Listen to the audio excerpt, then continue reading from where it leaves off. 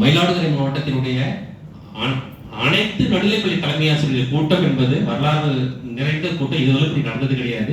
இது முதல் கூட்டம் என்பது போல நம்முடைய மாவட்ட ஆட்சித்தலைவர் அவர்களுக்கு நம்மளுடைய அனைத்து நடுநிலைப்பள்ளி தலைமை ஆசிரியர் சார்பாக நெஞ்சார்ந்த நன்றியையும் பாராட்டுகளையும் தெரிவித்துக் கொள்கின்றோம்.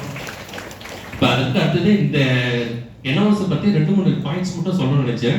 ஒரு ஆசிரியர் என்ன சொன்னாங்கன்னா, சார் 2,30,397 பேர் எழுதுறாங்க சார், அதுல 6,697 பேர் தான் சார் செலக்ட், எவ்வளவு காம்படிஷன் சார் அப்படின்னாங்க.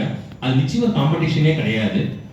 மெயினா என்ன சொல்லணும்னா, நம்ம பிள்ளைங்க இல்ல 80 தாண்டிட்டாங்க, 90 தாண்டிட்டாங்க, 97 போதும் நமக்கு. 96, 95, 94, 93 நம்ம பிள்ளைங்க படிக்கிறாங்கன்னா அது திறமையான தலைமை ஆசிரியர், நல்ல ஒரு ஆசிரியர் கோச்சிங், நல்ல ஸ்டூடெண்ட், நல்ல பேரண்ட் இருந்தா மட்டும் தான் சார் 90 தொட முடியும். 90 தொட்டா நம்ம 97 தொட முடியாது.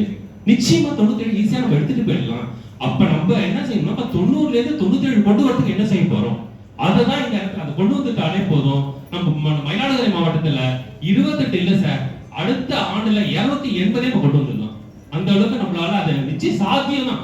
அது வந்து மலைப்பா பார்க்கவே வேண்டாம், நம்ம மாணவர்களை மட்டுமே பார்த்து 97 கொண்டு வந்து நம்ம என்ன செய்து கொண்டு வந்தோம் ஈஸியா நம்ம கொண்டு வந்துடலாம் என்பதை இந்த நேரத்தில் சொல்லி நம்மளுடைய ஐயா அவர்களுக்கு நம்ம அனைவரின் சார்பாக அந்த உத்தரவாதத்தை நிச்சயமா கொடுப்பார்.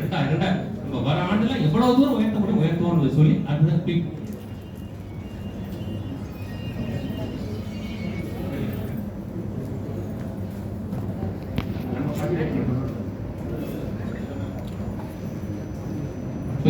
ஒரே மினிட், உங்க பேர் சொல்லுங்க முதல். எந்த ஸ்கூல்ல இருந்து வந்திருக்கீங்க? எங்க பள்ளி வந்து என் பேர் நாகராஜன். நான் செந்தமிழ் வித்யாசாலை உதவி பெறும் நடுநிலைப் பள்ளி எருக்கட்டாச்சேரி.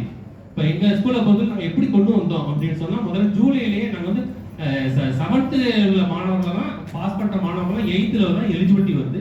ஸோ அந்த பொறுத்தவரை 7th மாணவர்கள் யாரு நல்லா இருக்கு எலிஜிபிலிட்டி வர்றாங்க 7thலயே ஒரு பார்க்க ஆரம்பிச்சிருந்தோம். அதுக்கப்புறம் 8th வரும்போது யாரும் போட்டிக்கு அனுப்பலாம் அப்படி பார்க்கும்போது இந்த ரெகுலர் ஸ்டூடெண்டாகவும் நல்ல மதிப்பெண் எடுக்கிற மாணவர்களாகவும் ஓரளவு ஏன்னா முழுமையா அனுப்பணுங்கிறது நம்மளோட இலக்கு. அது இப்போதைக்கு நம்ம சாத்தியம் இல்லை, அந்த தகுதியா உருவாக்கணும். அதனால என்ன செய்யலாம், நம்ம 7thலயே ரெடி பண்ணிட்டாங்க.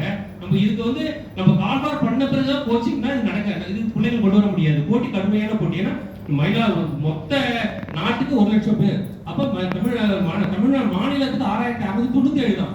அப்ப 6,697 நம்ம பிள்ளை ஒரு பிள்ளைய கொண்டு வந்துடணும். அப்படிங்கும்போது போட்டி கடுமையான போட்டிங்கும் போது அவன் எப்போ இது அடுத்த வருஷம் 3 லட்சம் எழுதினா 6,697 ஸ்டேட் கோட்டா இருக்குமா?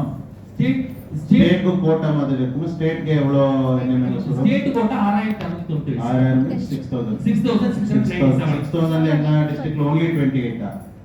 what is sir 6000ல என்ன டிஸ்ட்ரிக்ட்ல only 28 கிடையாது.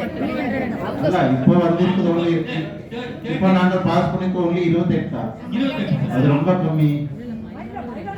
மயிலாடுதுறை டிஸ்ட்ரிக்ட்ல 28 இருங்க. டோட்டல் இப்போ இந்த வருஷத்துல எவ்வளவு பண்ணிட்டோம் தமிழ்நாட்டுல பாஸ் பண்ணது?